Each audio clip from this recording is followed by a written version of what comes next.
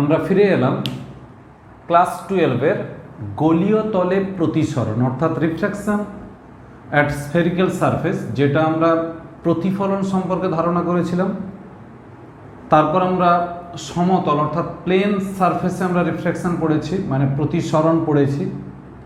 তো এখন আমরা এসেছি, মানে আজকে যেটা শুরু করব আমরা গোলীয় তল। এখন গোলীয় তল বললে আমাদের কাছে দুটো তল বোঝায়, একটা কনকেভ মানে অবতল আর একটা কনভেক্স মানে উত্তল।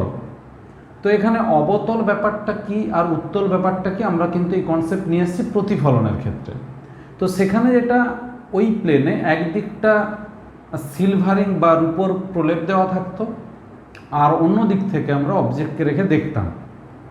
এখানে কিন্তু যেহেতু রিফ্র্যাকশন ঘটাতে হবে মানে প্রতিসরণ, সেই জন্য দুটোই স্বচ্ছ মাধ্যম হতে হবে। অর্থাৎ আমরা যদি এইরকমটা ভাবি যে এইরকম একটা সারফেস যার এই দিকটা একটা ট্রান্সপারেন্ট মিডিয়াম মানে জল বা কাঁচ আছে, আর এই দিকটা এয়ার, এটাও একটা ট্রান্সপারেন্ট মিডিয়াম, বা এই দিকটা জল আছে মানে ওয়াটার আছে, এই দিকটা গ্লাস বা কাঁচ আছে, তাহলে দুটো মিডিয়ামই ট্রান্সপারেন্ট বা স্বচ্ছ মাধ্যম। মাঝখানে যে সারফেসটা সেটা শুধু কার্ভড অর্থাৎ স্ফেরিক্যাল। তাহলে এই যে স্ফেরিক্যাল যে সারফেস, এটাই হচ্ছে আমাদের কাছে এখন হবে হয় কনকেভ, আর যদি এই রকম হয় তাহলে হবে কনভেক্স। তো আমরা কনকেভের ক্ষেত্রে প্রথমে আলোচনা করছি। ধরলাম এটা রেয়ারার মিডিয়াম বা লঘু মাধ্যম μ1 যা রিফ্র্যাক্টিভ ইন্ডেক্স, আর এটা হলো μ2। তো আমরা লিখতেই পারি μ2 গ্রেটার দেন μ1, অর্থাৎ এটা লঘু মাধ্যম, এটা ঘন মাধ্যম। তাহলে আমরা যদি এই মাধ্যমটা এরকম একটা ধরে নিই যে কাঁচ বা কিছু একটা আছে, আর এদিকটা এয়ার আছে, তাহলে আমাদের এটা ছিল কি পোল বা মেরু, যেটা আমরা দেখেছিলাম আগে মিররের ক্ষেত্রে, আর এইটা হবে আমাদের প্রিন্সিপাল অ্যাক্সিস বা প্রধান অক্ষ। তো সেই প্রধান অক্ষেরই উপর কোনো একটা বিন্দুতে আমরা যদি এইটা ধরি, এটা আমরা অবজেক্ট রাখলাম বা ও, তাহলে এটাকে আমরা পোল পি বলতে পারি। তাহলে অবজেক্ট রেখেছি ও, এখান থেকে একটা রে অফ লাইট বা লাইট রে এইভাবে গেল এই পয়েন্টে, অর্থাৎ এ পয়েন্টে এসে পড়ল। তো এখন আমরা যদি ধরে নিই যে এই সারফেসের সেন্টার হচ্ছে এটা সি, সেন্টার অফ কার্ভেচার, তাহলে এখান থেকে এই যে ডিস্টেন্স এটাকে আমরা বলবো আর, এটাকেই বলবো আর। এবং আরও একটা কথা মাথায় রাখতে হবে যে এটা হচ্ছে পারপেন্ডিকুলার। এই এসি হলো এই কার্ভ সারফেস বা স্ফেরিক্যাল সারফেস, তার উপর পারপেন্ডিকুলার বা লম্ব, অর্থাৎ বক্র বা গোলীয় তলে, গোলীয় প্রতিসারক তলে এসি হলো লম্ব, আর ওসি হচ্ছে ও পয়েন্ট অর্থাৎ অবজেক্ট থেকে আসা রশ্মি। তাহলে আমরা ভাবতেই পারি যে এটা হলো আমাদের আই, অর্থাৎ আপতন কোণ, ইনসিডেন্ট অ্যাঙ্গেল। এবার আমাদের যা নিয়ম ছিল যে লঘু থেকে ঘনতে গেলে, মানে আমরা যদি রেয়ারার মিডিয়াম থেকে ডেন্সার মিডিয়ামে যাই, তাহলে আমাদের নর্মালের দিকে সরে আসবে। তাহলে এটা যদি নর্মাল হয়, তাহলে এটা যাওয়ার কথা ছিল এই দিকে যাওয়ার কথা ছিল, তাহলে এখন একটু সরে আসবে এইরকম জায়গায়। তাহলে আমরা কিন্তু ওই ইমেজটা পাবো এই রকম জায়গাতে, অর্থাৎ আমরা ইমেজ পেয়ে যাবো এই জায়গাতে, যেখানে ইমেজ বা রিফ্র্যাক্টিং যে মানে রিফ্র্যাক্টিং রে বা রে অফ রিফ্র্যাকশন যেটাকে আমরা বলবো, সেটা কিন্তু অভিলম্বের সঙ্গে মানে এসি এর সঙ্গে যদি আর কোণ করে, তাহলে এটাই হবে আর কোণ। তাহলে এই হলো আমাদের কনসেপ্ট, অর্থাৎ ও থেকে একটি আলোক রশ্মি এই বিন্দুতে গেল, যাওয়ার কথা যেদিকে তার থেকে অভিলম্বের দিকে সরে আসবে, যেহেতু লঘু থেকে ঘন মাধ্যমে গেছে। অভিলম্বের দিকে সরে আসার জন্য আমরা কিন্তু সেই রেটাকে পিছনের দিকে বাড়ালে আমরা ইমেজটা পাচ্ছি এখানে। তাহলে এখন আমরা যদি এই অ্যাঙ্গেলটাকে ধরি থিটা, অর্থাৎ কোন অ্যাঙ্গেলটাকে থিটা ধরলাম, ও সি এ, এইটাকে যদি আমরা থিটা ধরি, তাহলে আমরা দুটো ট্রায়াঙ্গেলে হিসাব করছি। একবার আমরা ও সি এ ট্রায়াঙ্গেল নিয়ে হিসাব করবো, আর একবার আই সি এ ট্রায়াঙ্গেল নিয়ে হিসাব করবো। তাহলে যদি আমরা ট্রায়াঙ্গেল ও সি এ ধরি, কি ধরবো, না, তখন আমরা লিখছি সাইন OCA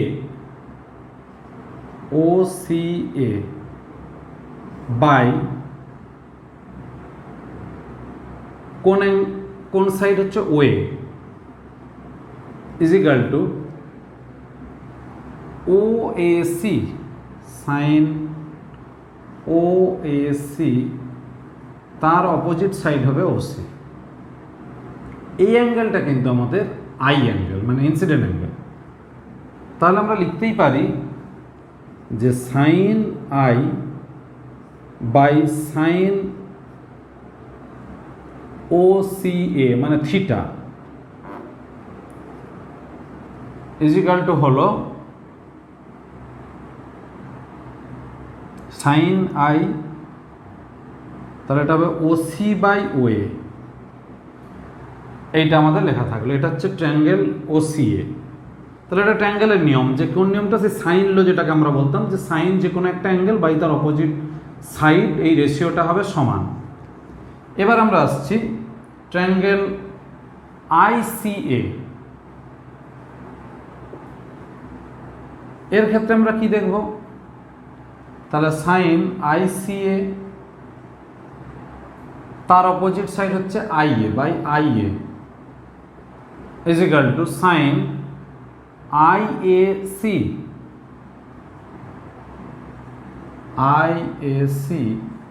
বাই IC। তো এবার আমরা যেটা লিখতে পারবো, সাইন IAC এই অ্যাঙ্গেলটার নাম দেব R, তাহলে সাইন R ICA এটাও হবে theta, sine theta is equal to হলো IC বাই IA। তাহলে আমরা যেটা জানি যে যদি আমি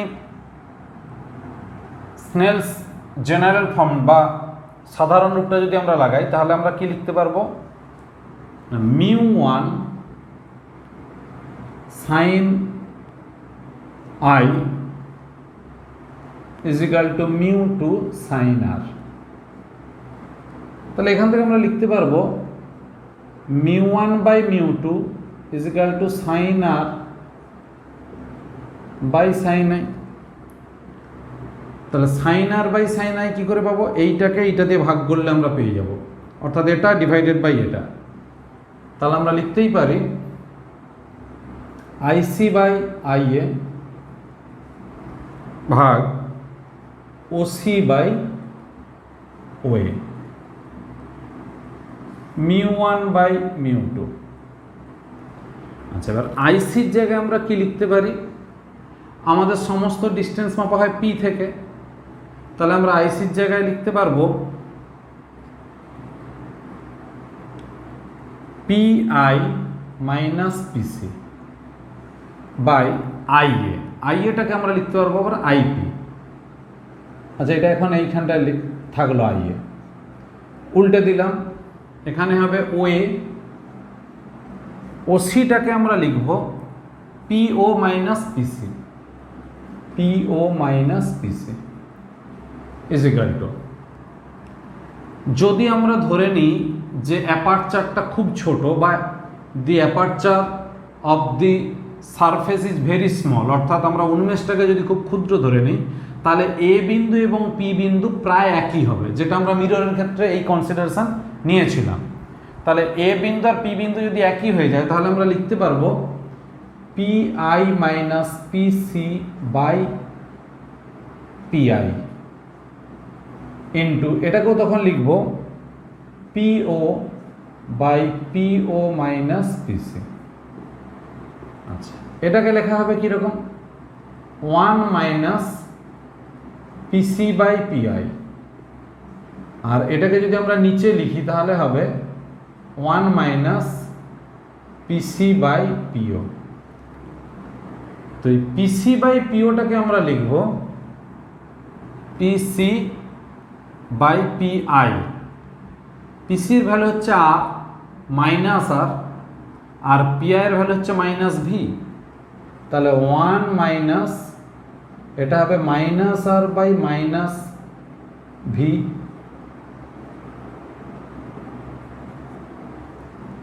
আর এটা হবে নিচেরটা হবে 1 minus minus R by minus U. এই হিসাবটা এবার আমরা এদিকটা করছি, একটু মুছে দিচ্ছি এই হিসাবটা।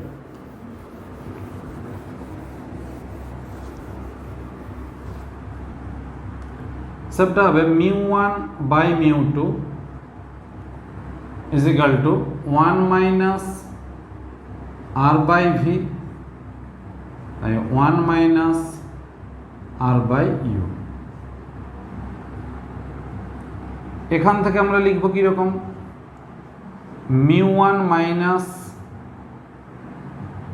আর into μ1 by U is equal to μ2 minus μ2 into R by V. তাহলে এইটা এদিকে নিয়ে এলাম, তাহলে μ2 by V minus μ1 by U is equal to μ2 minus μ1 by R. এইটা হলো জেনারেল ফর্মুলা। কার ক্ষেত্রে? যদি আমরা স্ফেরিক্যাল সারফেস নিই, সেটা আমরা কনকেভ দিয়ে প্রুফটা করলাম, তাহলে কনকেভের ক্ষেত্রে আমরা যদি প্রুফ করি তাহলে আমরা দেখব এই যে ইকুয়েশান এলো, এটাকে আমরা বলি কনজুগেট ইকুয়েশান বা অনুবন্ধী সমীকরণ এই স্ফেরিক্যাল সারফেসের ক্ষেত্রে। এই সেম প্রুফ কিন্তু আমরা কনভেক্সের ক্ষেত্রেও আমরা করতে পারি। তাহলে একটা আমরা কনকেভ দেখলাম, এবার আমরা কনভেক্সের ক্ষেত্রে ওই সেম টাইপের একটা প্রুফ করব। এবার সেটাতে আসছি। এই প্রুফটা একটু রেডি করে রাখতে হবে, পরীক্ষায় আসতেই পারে। এবার আমরা আসবো কনভেক্স সারফেসে।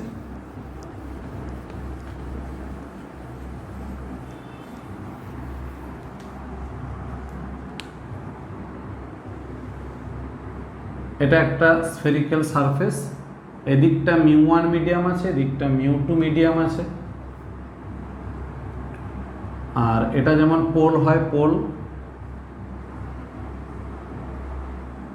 এইদিকে অবজেক্ট রাখা আছে, একদম একই টেকনিক। এইভাবে একটা রে গেল, এটা এ পয়েন্ট, এর সি মানে সেন্টার অফ কার্ভেচার, যেটাকে আমরা বলবো রেডিয়াস অফ কার্ভেচার অর্থাৎ পারপেন্ডিকুলার, সেটা আছে ওই দিকটাতে।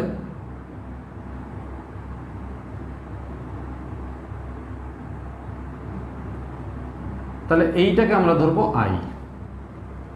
এবার আমরা কি জানি যে রে সবসময় নর্মালের দিকে সরে আসবে, কারণ এক্ষেত্রেও কিন্তু μ2 গ্রেটার দেন μ1, মানে এটা ডেন্সার মিডিয়াম, এরকম একটা সিম্বল দিয়ে দিচ্ছি, আর এদিকটা রে আর মিডিয়াম। তাহলে লঘু থেকে ঘনর দিকে গেলে যেই দিকে যাওয়ার কথা তার থেকে একটু সরে আসবে। তাহলে সরে এলে এই দিকে যদি যাওয়ার কথা হয় রশ্মিটা, তাহলে যদি বেঁকে চলে আসে,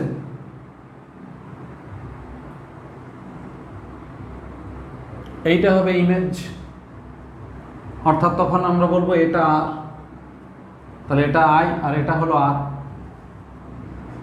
এবার আমরা আসছি, এইটাকে আমরা থিটা ধরবো আগেরটারই মতো, আর এই পয়েন্টটার নাম দিচ্ছি পি, একদম আগের ছবিটার মতো আমরা নাম দিলাম কারণ আমাদের হিসাবের সুবিধা। শুধু এক্ষেত্রে আমাদের কনভেক্স বা উত্তল গলীয় তল নেওয়া হয়েছে। এবার আমরা আগেরটারই মতো ওই ত্রিভুজ ধরে আসছি, ট্রায়াঙ্গেল ও এ সি, এই ত্রিভুজের ক্ষেত্রে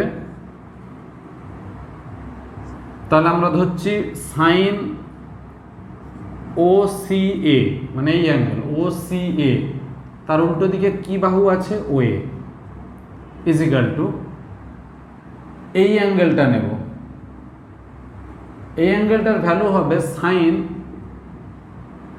ও এ সি, মানে নামটা হবে ও এ সি, যার ভ্যালুটা হবে 180 ডিগ্রি মাইনাস আই, এটা বাই ও সি। তাহলে এখান থেকে সাইন ও সি এর ভ্যালু কত, sine theta by O A is equal to sine 180 degree minus I এটা বাই ওসি। তাহলে এখান থেকে আমরা লিখতেই পারবো sine I by sine theta is equal to হবে OC by way.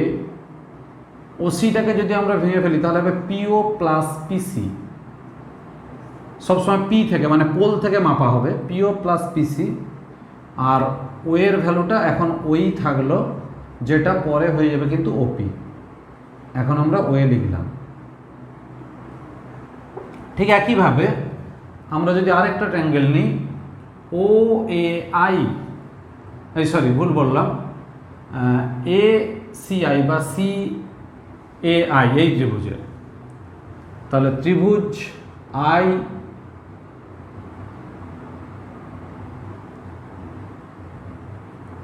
A C এর এই ত্রিভুজের ক্ষেত্রে কি হবে?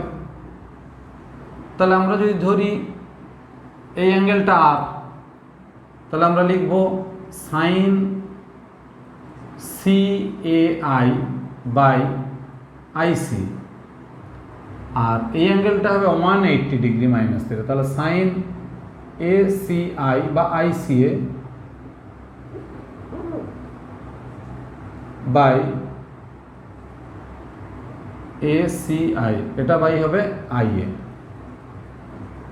আচ্ছা, সি এ আই অর্থাৎ সাইন আর বাই আইসি, এটা হবে আইসি। আইসিটাকে আমরা পিআই মাইনাস পিসি লিখে দিতে পারি, একবারে লিখে দিই পিআই মাইনাস পিসি। আর এসিআই মানে হলো সাইন 180 ডিগ্রি মাইনাস থিটা, যেটা সাইন থিটা হয়ে যাবে, এটাকে লিখবো আই এ।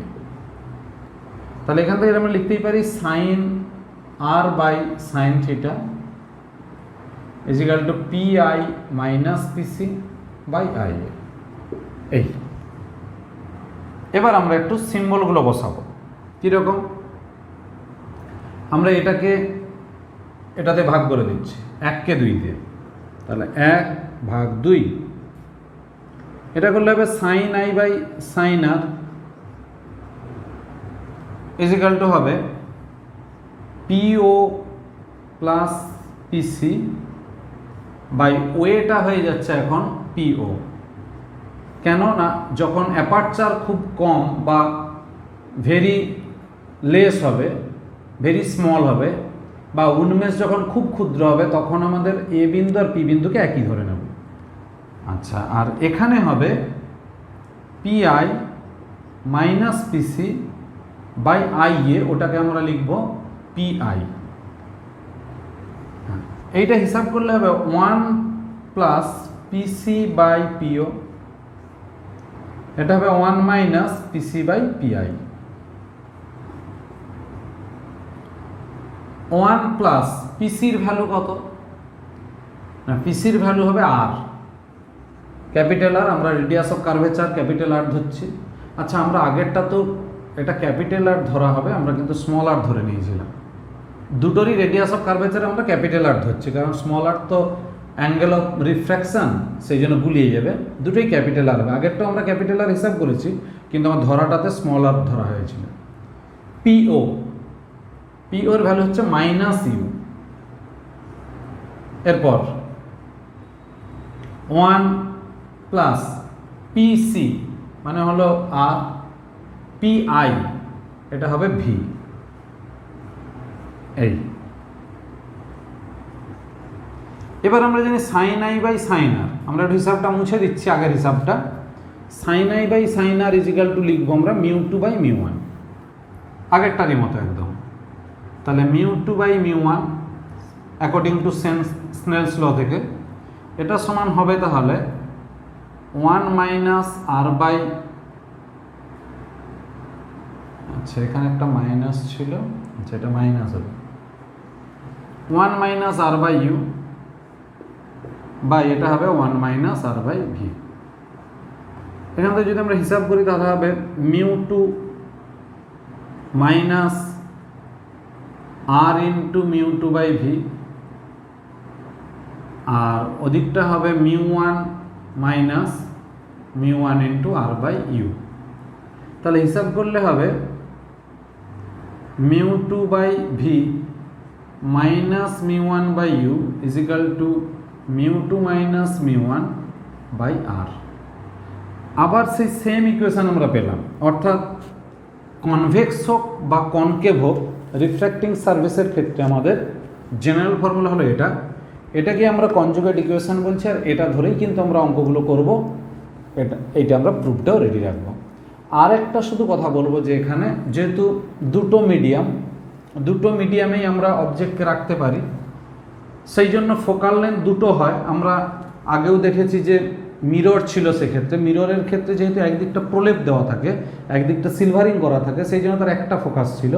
এক্ষেত্রে আমরা দুটো ফোকাস পাবো, দুটো রিফ্র্যাক্টিং মিডিয়াম থাকার জন্য। শুধু মনে রাখবে যে নিউটনস যে ইকুয়েশন, সেই নিউটনস ফর্মুলা বা নিউটনস ইকুয়েশন ওখানে যেটা ছিল X Y is equal to X square, এটা ট্রান্সফর্ম হয়ে যাচ্ছে কীরকম, ট্রান্সফর্ম অ্যাজ কী হবে, X one X two is equal to F one F two. যেখানে এক্স ওয়াই কী ছিল, আগে ছিল এক্স ছিল distance of object from focus, অর্থাৎ ফোকাস থেকে বস্তুর দূরত্ব। এখানেও এক্স ওয়ান ওইটা distance of object from focus. Y ছিল distance of image from focus, এখানেও এক্স টু হবে distance of image from focus. ওখানে যেটা ছিল এফ স্কোয়ার মানে ফোকাল লেন্থের স্কোয়ার, এখানে হবে দুটো ফোকাল লেন্থের প্রোডাক্ট, একটা হচ্ছে ফার্স্ট বা প্রিন্সিপাল, যেটা আমরা ফার্স্ট সেকেন্ড বলতে পারি, ফার্স্ট প্রিন্সিপাল ফোকাস, আর এটা সেকেন্ড প্রিন্সিপাল ফোকাসের ডিস্টেন্স দুটো পোল থেকে। তাহলে দুটো ডিস্টেন্সের প্রোডাক্ট, আর ওখানে হচ্ছে ছিল একটা ফোকাল লেন্থের স্কোয়ার। তাহলে এই রূপটা শুধু এইভাবে চেঞ্জ হয়ে গেছে, এটা আমরা মনে রাখবো।